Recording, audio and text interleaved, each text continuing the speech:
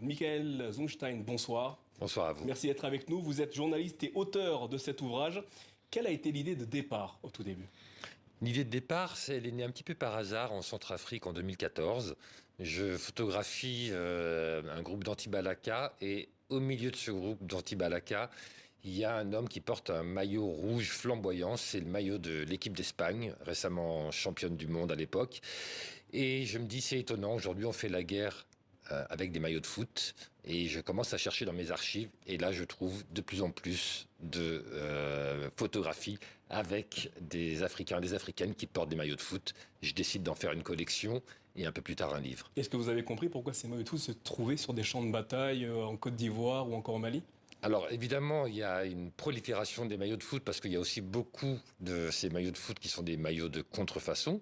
Donc on en trouve énormément. Ça peut être simplement un vêtement, ça peut être évidemment comme pour beaucoup d'autres gens dans le monde aussi une façon de s'identifier, de trouver un héros.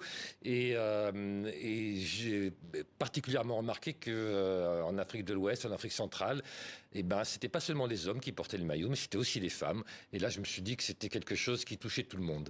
Avez-vous constaté des points communs entre ces maillots de foot et les personnes qui vivent en Centrafrique, au Mali ou encore en Côte d'Ivoire qui portent ces tuniques?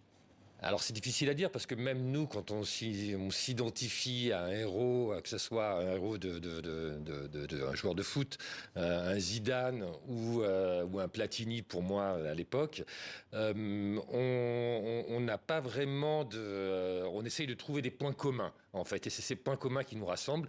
Un joueur de foot qui est élégant, qui est racé, peut-être que justement on a envie de porter ce maillot pour justement récupérer un petit peu de cette élégance. Dans ce livre, on retrouve également de courts textes, les vôtres, dans lesquels, je vous cite, vous mettez notamment des noms de joueurs à la place des personnes réelles que vous avez photographiées. Pour quelle raison? Alors, je suis photojournaliste depuis 20 ans en Afrique et je cherchais un moyen de toucher peut-être un peu plus facilement les gens.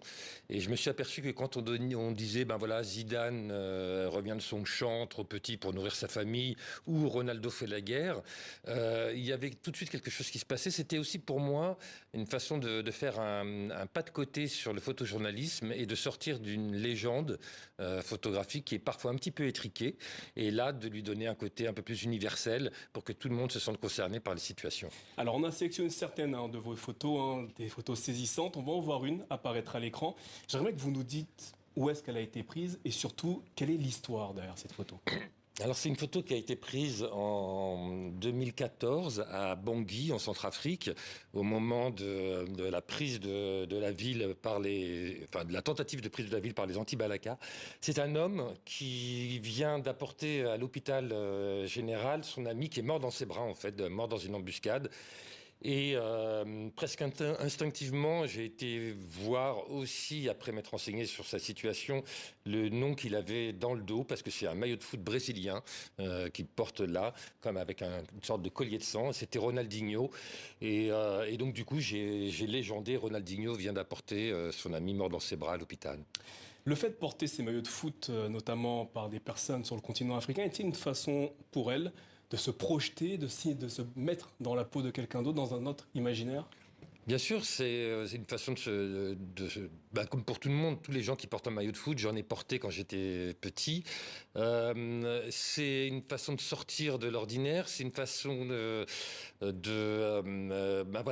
d'acquérir un petit peu les pouvoirs ou la gloire, mais pas que. Quand je regarde cette image-là, c'est aussi une façon d'inclure notre monde, le monde du foot, de l'argent, des héros mondialisés, de le faire rentrer à l'intérieur de leur quotidien. Alors j'aimerais qu'on voit une autre photo, il s'agit toujours d'un maillot brésilien. Dites-nous quel est le match qui se joue derrière ce cliché?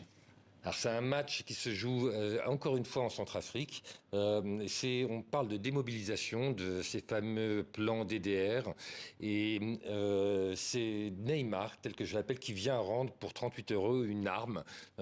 C'est un programme pour la paix évidemment.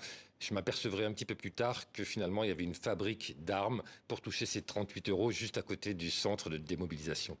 À l'issue de ce travail photographique, êtes-vous parvenu à comprendre l'admiration, voire la fascination qu'éprouvent certains Africains pour les joueurs de football? Alors ça, c'est une question qui est très large parce que je pourrais évidemment la poser, on pourrait la poser à beaucoup d'Européens aussi. Cette fascination, c'est peut-être la Coupe du Monde. En tout cas, c'est aussi un endroit où on voit beaucoup d'équipes africaines. On a l'exemple aujourd'hui avec le Maroc qui vient de remporter son match. On va avoir beaucoup de maillots de Marocains qui vont éclore dans les rues de Paris et d'ailleurs. Donc oui, on s'identifie, puis on partage un petit peu de la gloire. Et enfin, il y a une visibilité aussi pour l'Afrique à travers les équipes africaines. Mickaël Zunstein, merci d'avoir répondu à nos questions ce soir. Je rappelle le titre de votre ouvrage, Aka Zidane. Il est publié aux éditions Images Plurielles. Merci à vous.